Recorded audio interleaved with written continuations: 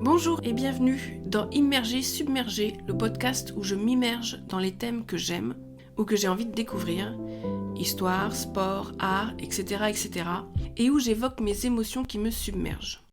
Aujourd'hui, je vais vous parler de la comédie musicale Les Producteurs, mise en scène par Alexis Michalik, actuellement à l'affiche du Théâtre de Paris. C'est un spectacle que j'ai été voir pour Noël. Il est toujours à l'affiche jusqu'en avril 2023 pour l'instant. Les Producteurs à la base, c'est un film américain des années 1960 qui a été adapté en comédie musicale, puis un remake a été fait au cinéma au début des années 2000. C'est Mel Brooks qui a réalisé et a été le scénariste du film Les Producteurs, donc l'idée vient de lui. Mel Brooks, né le 28 juin 1926 à New York. En réalité, il s'appelle Melvin Kaminsky. Il est réalisateur, scénariste, compositeur, acteur et producteur américain. Dans les années 1950, il démarre sa carrière en tant qu'auteur comique à la télévision. Il travaille ensuite à Broadway comme producteur. Il réalisera des films, et notamment le premier, Les Producteurs, qui sort en mars 1968 et qui lui vaut un Oscar du meilleur scénario original. Je m'arrête là pour la biographie de Mel Brooks. Je vais plus parler du film et en fait de l'histoire plutôt. Au début des années 2000, le film, il est adapté en comédie musicale à Broadway par Susan Stroman. Le spectacle est un succès phénoménal et il remporte 12 Tony Awards, c'est un record. En 2005, un remake du film revient au cinéma, également sous la direction de Susan Stroman. Petite info, Mel Brooks, il fait partie de la petite liste d'artistes ayant obtenu toutes les récompenses américaines les plus prestigieuses, que ce soit les Emmy, Grammy, Oscar et Tony. Les Emmy, c'est la récompense américaine pour les programmes de télévision, qu'il en a eu 4, en 1967, 1997, 1998 et 1999. Les Grammy, la récompense américaine pour la musique, donc 3 au total, une en 1999 et 2 en 2002 pour les producteurs, la comédie musicale. Les Oscars, alors c'est la récompense américaine pour les films, ça on les connaît un peu plus. Il y en a eu un, donc comme j'ai dit tout à l'heure, en 1969 pour le meilleur scénario original pour les producteurs. Pour les Tony Awards, donc c'est la récompense américaine pour le théâtre, il y en aura 3 pour les producteurs et en 2001, donc ça c'est toujours la comédie musicale. Les producteurs, donc c'est un producteur véreux, sur le point de faire faillite, qui rencontre un comptable, naïf, névrosé et sujet aux crises d'angoisse. Ce dernier, il lui explique qu'il est parfois plus intéressant de faire un four qu'un succès, car si dès la première c'est un flop, et que vous n'avez pas investi tout l'argent dans le show, personne ne va venir rechercher l'argent et vous pouvez le garder pour vous. Max, donc c'est le producteur, il propose à Léo, le comptable, de créer la pire comédie musicale du monde. Léo, rêvant de devenir producteur et pensant que c'est son unique chance de le devenir, le suit. Le scénario est trouvé, attention, et il s'appelle « Des fleurs pour Hitler », écrit par un ancien nazi. C'est une comédie musicale sur l'ascension du Führer. Ne reste plus qu'à trouver le pire metteur en scène, des mauvais danseurs et chanteurs. Le teasing, je l'arrête là. Que va-t-il se passer? Est-ce que ça va être un four, un succès?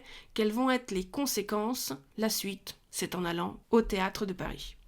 Je vais vous raconter un petit peu comment ça s'est passé lorsque j'y suis allée. C'était donc au Théâtre de Paris, le 24 décembre 2022. C'était un cadeau de Noël que j'offrais et que je me suis aussi offert. Pourquoi j'ai choisi ce spectacle? Alors déjà, la mise en scène par Alexis Michalik, à qui tout réussit. Il a 5 pièces, 5 de ces pièces sont en train d'être jouées actuellement à Paris. Il reçoit des Molières à chaque fois. Le monsieur a du talent, très bonne critique, une bonne presse. Le spectacle a eu 2 Molières. Et j'aime bien quand ça chante, j'aime bien quand ça danse. Donc, je suis quelqu'un de très organisé, de très angoissé. J'avais vérifié les avis concernant la salle, le théâtre, pour savoir quelles étaient les meilleures places. Pour info, ne réservez pas la première rangée, car vous avez en fait les yeux au niveau de la scène. Vous ne voyez rien. Cette contrainte, elle est connue, et les ouvreuses, elles expliquent en fait que lorsque tout le monde sera placé, la première rangée pourra trouver d'autres places s'il en reste. Ne prenez pas non plus les places aux extrémités du bloc central. Ce sont des strapontins, souvent. Et certains se plaignaient de la qualité des sièges. Moi perso, j'étais au milieu de la rangée F et c'était top. On est très proches, on voit bien les visages des artistes, les sièges sont agréables et il y a de la place pour les jambes. Donc très très bien. Sur scène, alors avant que ce soit l'heure du show, les musiciens jouent, doivent adapter un petit peu sûrement régulièrement le répertoire. Alors pour cette veille de Noël, on a eu le droit à des chansons, des musiques de Noël. J'espère que je vais pas écorcher son nom, mais Loai Rahman, l'un des acteurs du spectacle, il a interprété magnifiquement Have Yourself a Merry Little Christmas. C'était très très beau. Il chantait très bien, il prononçait très bien toutes les syllabes anglaises, c'était vraiment très très beau. J'étais très heureuse déjà, ça commençait déjà très bien et je me disais que j'avais vraiment hâte de vivre la suite. Ce qui est aussi extrêmement touchant, c'est que donc pendant qu'il y a les musiciens et Monsieur Rahman chantait, les autres acteurs, ils se trouvaient en fait sur scène, un peu dans la pénombre. Ils étaient sur les côtés, j'étais devant, donc je voyais assez bien. Certains étaient assis et pour regarder, écouter leurs camarades chanter. J'ai trouvé ça mignon. On sent qu'il y a un esprit de troupe et de bienveillance. C'était vraiment sympa. On arrive au spectacle, donc déjà les décors ils sont beaux. On s'y voit dans le Broadway des années 50, 60, avec la chaleur du rouge, l'élégance des costumes masculins avec leurs chapeaux. Les femmes sont évidemment belles et sensuelles. On est dans un monde d'hommes. Elles portent beaucoup de blanc, du doré. Je suis très très couleur. J'avais les yeux grands ouverts pour tout voir, décor, costumes, c'était vraiment magnifique. Peut-être qu'il faut être plus au fond pour vraiment apprécier tout. Étant proche, c'était un peu un feu d'artifice, j'avais les yeux grands ouverts. Feu d'artifice de couleurs, de textures. C'est très bien fait, c'est qualitatif, on le voit. Je précise quand même, moi niveau comédie musicale, je suis au niveau médiocre. J'ai vu le film Grease plusieurs fois, je n'ai jamais vu Dirty Dancing, même si je connais les chansons. Adolescente, j'avais été voir Roméo et Juliette. J'avais le CD. J'aimais les chansons à l'époque. Vous vous souvenez du Aimer c'est ce qu'il y a de plus beau. Aimer c'est monter si haut et toucher les ailes des oiseaux. Aimer c'est ce qu'il y a de plus beau. Aimer c'est voler le temps. Aimer c'est rester vivant et brûler au cœur d'un volcan. Aimer c'est ce qu'il y a de plus grand. Ouais, c'était les paroles et donc adolescente, j'aimais ça. Dans les années 2000, il faut dire que les comédies musicales étaient vachement à la mode. Je voulais un concert, en fait, je voulais juste entendre les chansons que j'aimais bien. Et dans le mot comédie musicale, y a comédie. Et j'avais trouvé les moments d'acting très longs et inintéressants. J'avais aimé entendre les chansons de mon album, mais tout ce qui était le reste, ça m'avait un peu saoulé. Pour les producteurs, j'ai évolué, j'ai grandi et j'ai aimé. Mais bon, c'est pas le même niveau, je trouve aussi. Parce que là, en fait, ce sont d'excellents acteurs qui sont chanteurs, danseurs. Je ne m'attendais à rien au niveau des chansons, parce que je connaissais rien, je ne connaissais pas du tout, j'avais jamais vu les films avant, que ce soit le remake ou l'original. Ce qui m'a touchée, donc comme j'avais dit, c'est l'esprit un peu troupe. Il y a un côté aussi artisanal. Ils bougent eux-mêmes leur décor à la fin de chaque scène, et ça me touche. On n'est pas sur une grosse production avec des moyens énormes. Il y a de l'humilité et une générosité en dansant les claquettes. C'est chic les claquettes. Les acteurs, ils interprètent des personnages loufoques à différents degrés. Ils changent d'émotion en 30 secondes ou d'une scène à l'autre. C'est assez jouissif à regarder. Ils m'ont complètement emmené dans leur folie. Je vais parler maintenant du casting. Serge Postigo, il interprète Max Bialystok, le producteur. Donc lui direct, c'est lui qu'on voit au début, il envoie tout de suite du lourd, la voix elle est puissante, et comme je l'ai déjà dit, en fait c'est un vrai acteur. Ensuite on a Benoît Coden qui interprète, je suis désolée si j'écorche les noms, qui interprète Léo Blum, le comptable. Il est irrésistible. À chaque instant, il passe d'une petite tête de gamin, d'enfant tout content lorsqu'il fait des claquettes, à des mimiques d'homme timide, jusqu'à ces impressionnantes crises d'angoisse, de panique. Donc c'est lui qui a reçu en 2022 le Molière de la révélation masculine, et là tout est dit, c'est mérité. Roxane Le Texier qui interprète Oula, donc son prénom c'est Oula, son nom Inga Hansen Benson Jonsson Tallen Allen Svaden. C'est une jeune actrice suédoise qui souhaite un rôle dans la comédie musicale de Max et Léo. Donc on retrouve le stéréotype de la suédoise, grande blonde aux yeux bleus. Et elle joue de ses charmes pour obtenir un rôle. Et en attendant que la pièce se monte, elle sera secrétaire. Je salue le fait qu'à chaque représentation, elle doit redire son nom de famille. Je redis, Inga, Hansen, Benson, Jonsson, Tallen, Allen, Svaden. Tous les soirs, et même des fois peut-être 2 fois par jour, elle doit le redire, et le fait en plus de parler et de chanter avec un accent, donc elle fait un accent suédois, on va dire. Régis Vallée interprète Franz Liebkind.